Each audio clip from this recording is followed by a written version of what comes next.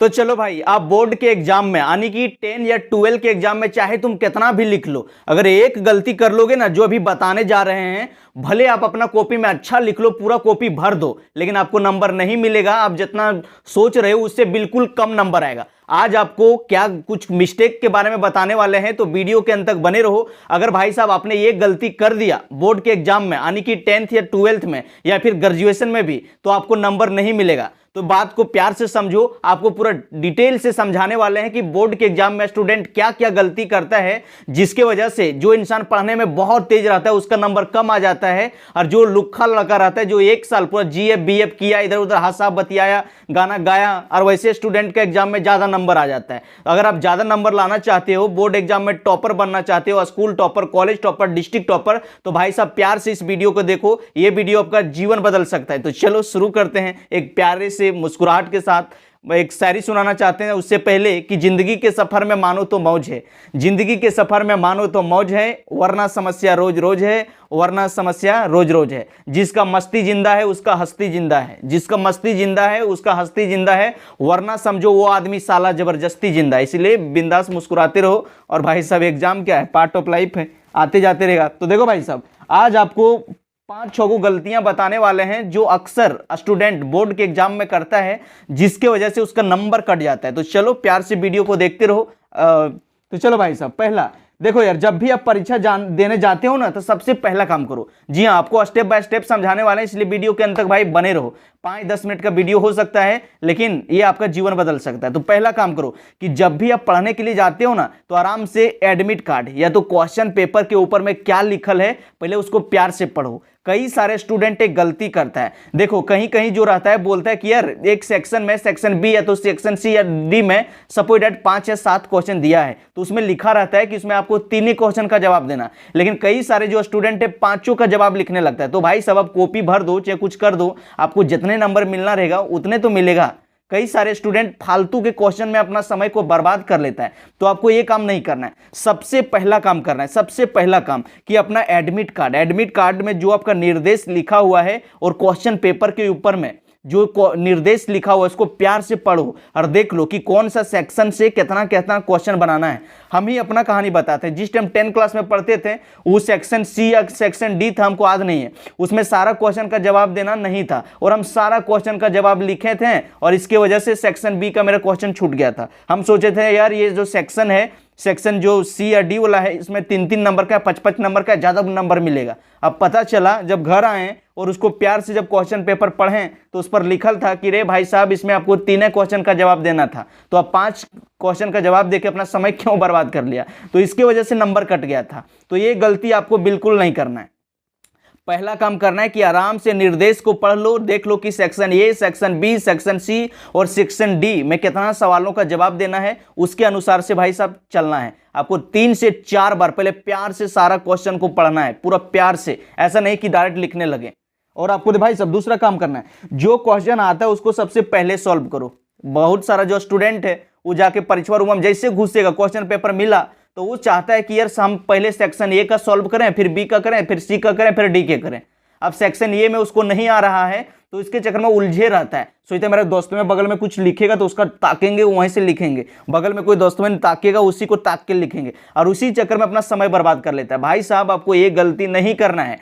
पहले आराम से 3 से 4 बार सारा क्वेश्चन को पढ़ो और देख लो सेक्शन ए, सेक्शन बी या सेक्शन सी या सेक्शन डी कौन ऐसा सेक्शन है जिसमें सभी प्रश्नों का उत्तर हम जानते हैं अपने भाषा में, तो वही सेक्शन का सबसे पहले बनाया करो। ऐसा नहीं कि सेक्शन ए से बनाएंगे, बी से बनाएंगे, सी से बनाएंगे, डी से बनाएंगे। ऐसा करोगे तो पता चलेगा कि ताका झकी के चक्कर में आपको क्वेश्चन भी नहीं बन पाया, जो आप जानते भी थे वो भी आपका क्वेश्चन परीक्षा हॉल में छूट गया। तो ये गलती आपको बिल्कुल नहीं करना है। और भाई साहब आपको तीसरा काम करना है कि don't over writing in first page. बहुत सारा जो स्टूडेंट है वो पहले पेजवम और सेकेंडे पेजवम आराम से लिख लिया, गलती हो गया तो उसको चीस दिया, मोटा मोटा कर दिया, ओवर राइटिंग कर दिया। देखो यार एक कहावत भी है ना कि first impression is the last impression. अगर समझ गया, जैसे अगर पहले पेजवम में सेकेंड पेज में पूरा ओवर राइटिंग आप करोगे तो जो आपको कॉपी चेक करेगा समझ जाएगा कि यार ये लड़का को आता जाता नहीं था, ये बेटा कहीं से ताका झाकर गलत लिखा गया, इसके वजह से ओवर राइट किया है तो गलत किया है, जिसके वजह से आपको सारा सेक्शन में और सारे प्रश्नों का कम कम नंबर आपको मिलेगा। इसलिए पहला पेज में और सेकेंड पेज में खास करके ओवर राइटिंग बिल्कुल नहीं करना है, काटना उठना भी नहीं है। अगर हल्का फुल्का गलती लिखा भी गया तो 1 से 2 बार कलम से खाली चीसो, ऐसे नहीं कि पूरा लेथार दिया, पूरा चीस के इतना मोटा कर दिया एकदम ट्रैक्टर के चाक के जैसा ऐसा करोगे तो नंबर आपको बिल्कुल कम मिलेगा। ठीक है भाई साहब, आपको देखो अब तीसरा काम करना है कि क्वेश्चन नंबर देना कभी ना भूलें और जहां तहां ना लिखें। बहुत सारा जो स्टूडेंट है सेक्शन बी वाला उठा के उधर पीछे रख दले है, फिर बी वाला उठा के आगे रख दले है। अब कौन सा सेक्शन का क्या क्वेश्चन है वो नहीं लिखता है। अब उसको लिख दो यार कि भाई साहब हम सेक्शन सी का बना रहे हैं, उसमें तीसरा क्वेश्चन है। कई सारे लोग डायरेक्ट लिख दिया 1 2 3, अब सेक्शन वो लिखबे नहीं किया कि कौन सेक्शन से आया है। अब जो मास्टर वहां चेक करने के लिए उसका आंसर शीट जाता है उसको समझे में नहीं आता है, अरे ये लड़कवा बुर्बक तो नहीं है, वो सोचता है कि यहाँ कहाँ से उठा के रख दिया क्वेश्चन, वहां उसके चक्कर में उसका नंबर उम्बर काट लेता है। तो आपको ये गलती नहीं करना है, जो सेक्शन का पहले आता है उसको लिखो और लिख दो कि क्वेश्चन नंबर तीसरा का आंसर लिख रहे हैं, चौथा का आंसर लिख रहे हैं, सेक्शन लिख के उसका क्वेश्चन नंबर दर्शा दो, उसके बाद भाई साहब आंसर लिखो, ताकि जो आपका कॉपी चेक करने वाला है उसको पूरी तरह से समझ आ सके। और अगर उसको समझ में नहीं आया और उसको गुस्सा आया तो भाई साहब सब नंबर आपका काट लेगा। उसके बाद आप सोचोगे कि यार मेरा इतना नंबर आने वाला है, इतना नंबर आने वाला है, हर पता चलेगा पूरा कम नंबर आया। चलो भाई साहब अगला काम करना है आपको कि कॉपी पूरा भरने का कोशिश करो, जी पूरा भरने का कोशिश करो। समझो यार, बहुत सारा जो स्टूडेंट है ना वो सोचता है कि यार हम पढ़े थे ट्यूशन में, कुछ उस तरह से क्वेश्चन पूछ लिया गया है कुछ और तरीका से, यह सोच के बैठा रहता है, उसका जवाब नहीं लिखता है। भाई साहब सपोज डैट अब जो क्वेश्चन पूछा है आप नहीं जानते हो, पूरा हुब टू हुब नहीं जानते हो, तो उसके बारे में आपने कुछ भी तो सुना होगा, कुछ भी तो जानते होंगे। जैसे आपको पूछ दिया कि ट्रांसफार्मर का क्या काम है, आप किताब में आप क्या क्या पढ़े हैं सो भूल गए, लेकिन आपने जीवन में ट्रांसफार्मर तो जरूर देखा होगा कि यार मेरा घर के बगल में ट्रांसफार्मर लगल है, उसमें कितना तार रहता है, कैसे कैसे करंट सप्लाई करता है, कैसे आता है जाता है, कैसे करंट को परिवर्तन करता है, कुछ तो आप जानते होंगे। तो उसके बारे में बैठा के भाई साहब लिख दो। देखना जब आप आंसर शीट या तो देखना क्वेश्चन पेपर में क्या लिखल रहता है, परीक्षार्थी यथासंभव अपने शब्दों में उतर दें। कोई जरूरी नहीं है कि टीचर में जो आपको नोट्स में लिखाया है या बुक में आप जो पढ़े हो पूरा हुब वह लिखना है, वैसा काम नहीं करना है। अरे भाई साहब अपने पढ़ के क्या सीखा क्या समझा उस चीज को अपने भाषा में बैठा के लिख दो, कॉपी भर दो।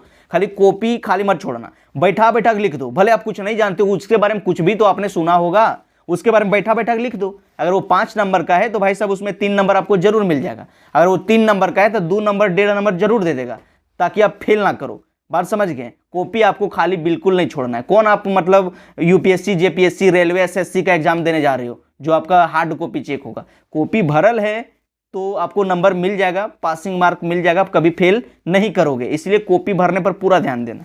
चलो भाई साहब अगला काम करना है कि एग्जाम जब हॉल जाते हो तो घड़ी जरूर लेके जाया करो। जी हाँ, घड़ी बहुत जरूरी है, हाथ में अपना घड़ी रखो। क्या होता है ना कि कई सारे स्टूडेंट को पते नहीं चलता है समय के बारे में, एक क्वेश्चन वहाँ हुरकुट के लिख के ओकरा बैठल है, और जब आता है एक वार्निंग घंटी लगता है, बोलते मेरा तो 4 क्वेश्चन छूट गया, 6 क्वेश्चन छूट गया, ऐसे छूट गया वैसे छूट गया।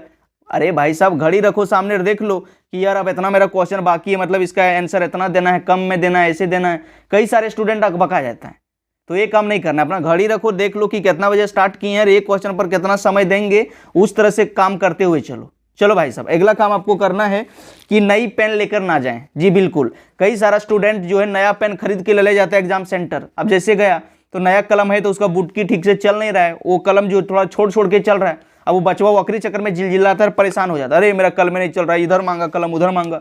वो नहीं करना है। अगर आप नई पेन लेके जा रहे हो तो साथ में एक अपना पुराना पेन जो अपना रूम में अब कई बार उससे आप लिखे हैं, प्रैक्टिस किए हैं, वैसा पेन लेके जाओ। जब वैसा पेन से लिखोगे ना तो आपका क्या होगा, हैंड राइटिंग भी ठीक से बैठेगा, और कलम अगर एगो खराब भी हो गया तो एक कलम एक्स्ट्रा रहेगा ना आपके पास, तो आपको दिक्कत नहीं होगी। चलो भाई साहब, और लास्ट में यही कहना चाहेंगे कि एग्जाम जब भी देने के लिए जाते हो ना, फिर शेर के जैसा जाओ, शेर के जैसा। जिस तरह से शेर जंगल से निकालता है ना, पूरा दहाड़ पूरा भौंकरले निकलता है। अगर शेर अगर गर्दन भी झुका के कहीं पानी पी रहा है कहीं तालाब में अगल बगल में, तो किसी का हिम्मत नहीं पड़ता है कि उसको डिस्टर्ब कर दें। उसी तरह से परीक्षा देने जाते हो पूरा फुल एटीट्यूड में जाओ, पूरा एकदम, भले कुछ नहीं जानते हो फिर भी डरना नहीं। एक कहावत है कि डर को कभी छोटा नहीं किया जा सकता है, हिम्मत को बड़ा किया जा सकता है। अगर आप डरोगे तो और आपको डर पैदा होगा। शरीर में ऐसा बनाया है भगवान ने कि जिस तरह से सोचोगे, जैसा फील करोगे, उसी तरह का हार्मोन आपका शरीर डेवलप कर देता है। अगर आप डरल डरल जाओगे, अरे यार हम कुछ नहीं पढ़े हैं, क्या लिखेंगे, कैसे लिखेंगे, नहीं मेरे से हो पाएगा, ऐसे नहीं हो पाएगा, वैसे नहीं हो पाएगा, इस तरह से सोच के जाओगे, जो हो आप पढ़े हैं वो हो जाके भूल जाओगे। एग्जाम सेंटर में आपको कुछ याद नहीं आएगा। लेकिन आप फुल एटीट्यूड में जाओगे कि अरे यार नहीं जानते, उसको मैं बैठा बैठा के लिखेंगे, जो पढ़े हैं सब पूरा बाहुबली तरह लिखेंगे, इस तरह एटीट्यूड में रहोगे ना, तो जो पुरनो चीज वो आप भूले हैं वो आपको याद आने लगेगा। और नहीं याद आएगा तो भाई साहब आप बैठा बैठा के कुछ लिख दोगे, कॉपी खाली नहीं छोड़ोगे। तो आज जो आपको पॉइंट बताए हैं बहुत इंपॉर्टेंट पॉइंट था। अपने सारे दोस्तों के बाद शेयर कर दो, कॉलेज ग्रुप में, स्कूल ग्रुप में शेयर कर दो। अगर आपको इन्फॉर्मेशन अच्छा लगा तो भाई साहब कमेंट सेक्शन में जरूर बताना। और आप किस क्लास में पढ़ रहे हो, कितना नंबर लाना चाहते हो, आपका नाम क्या है, और आप जैक बोर्ड से हो या फिर सीबीएसई बोर्ड से हो, जरूर बताना। आपका कमेंट पढ़ते हैं। और आपके पास कोई समस्या है, दुख है, तकलीफ है, तो भाई साहब कमेंट सेक्शन में जरूर बताना, उस टॉपिक पर वीडियो बना देंगे। तो चलो मिलते हैं नेक्स्ट वीडियो में। Take care, best of luck, पढ़ाई करते रहो और जीवन में आगे बढ़ते रहो और आने वाला एग्जाम को फोड़ के रख दो।